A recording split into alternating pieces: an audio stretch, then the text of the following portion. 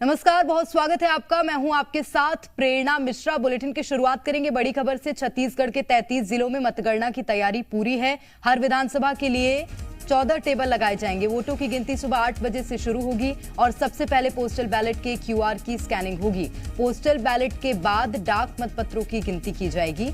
8:30 बजे के बाद सभी टेबल्स पर एक साथ मतगणना होगी।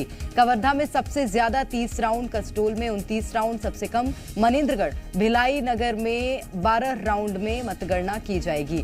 तो ये बड़ी खबर इस वक्त आपको बता रहे हैं। और अब वोटों की गिनती का समय नजदीक आ रहा है, उसको लेकर पूरी तैयारियां प्रशासन ने कर ली हैं और अंतिम छोर में जो तैयारियां हैं वो चल रही हैं। 14 टेबल लगाए जाएंगे जिसमें वोटों की गिनती होगी। सुबह 8 बजे से वोटों की गिनती शुरू होगी और सबसे पहले पोस्टल बैलेट के क्यूआर की स्कैनिंग होगी। पोस्टल बैलेट के बाद डाक मतपत्रों की गिनती की जाएगी। 8:30 बजे के बाद सभी टेबल्स पर एक साथ मतगणना होगी। कवर्धा में सबसे ज्यादा 30 राउंड, कसडोल में 29 राउंड और सबसे कम मनेन्द्रगढ़, भिलाई नगर में 12 राउंड में मतगणना की जाएगी। और ज्यादा जानकारी लेंगे सत्यप्रकाश, हमारे संवाददाता इस वक्त रायपुर से सीधे जुड़ गए हैं। सत्यप्रकाश, छत्तीसगढ़ में मतगणना की तैयारी अंतिम छोर में चल रही है। इन तैयारी में क्या क्या चीजें शामिल होंगी, कैसे मतगणना की जाएगी, बताइएगा।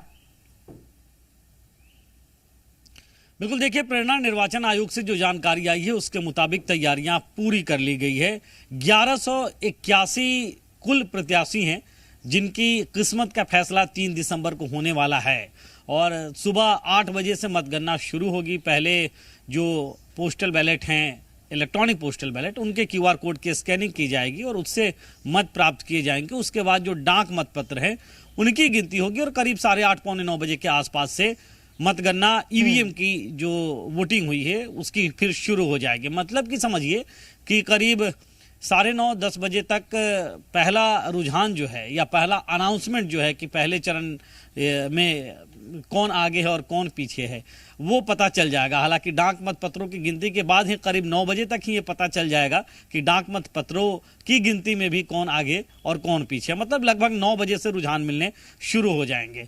दूसरी ओर अगर हम कहें तो जिस तरह की तैयारी है निर्वाचन आयोग की, 14 टेबल जो हैं वो एक साथ सभी विधानसभा 90 विधानसभा क्षेत्रों में 14 टेबल पे गिनती होगी और प्रत्याशियों को ये छूट रहेगी कि वो किसी टेबल पे जाके और मतगणना देख सकते हैं। वीडियो रिकॉर्डिंग भी होने वाली है। इसके अलावा जो है वो अभी का जो एजेंट रहेंगे उन एजेंट को अपने जिस टेबल पे वो रहेंगे 14 टेबल में से उस टेबल पे मतगणना को देखने की उन्हें इजाजत रहेगी। लेकिन जो प्रत्याशी रहेंगे वो कहीं भी जाकर देख सकते हैं किसी भी टेबल पे।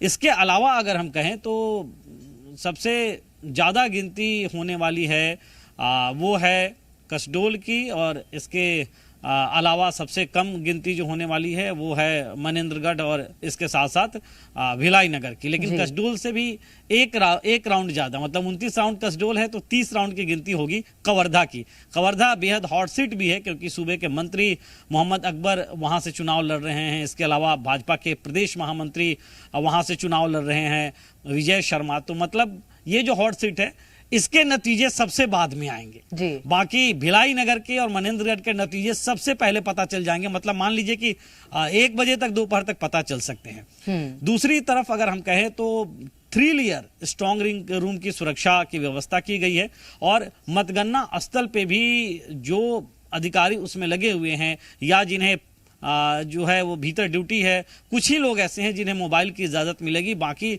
भीतर मोबाइल लेकर भी जाने की इजाज़त नहीं है। तो ये कुछ व्यवस्थाएं ऐसी हैं जो निर्वाचन आयोग ने की है और लगभग ये व्यवस्थाएं दुरुस्त हो गई हैं। निर्वाचन आयोग से इस बाबत तमाम जानकारियां भी आगे प्रेषित की जा चुकी है। निश्चित रूप से। और ये व्यवस्थाएं आखिर के दिन किस तरह से मूर्त रूप लेती हैं ये जरूर देखना होगा। बहुत शुक्रिया सत्यप्रकाश आपका तमाम जानकारी के लिए।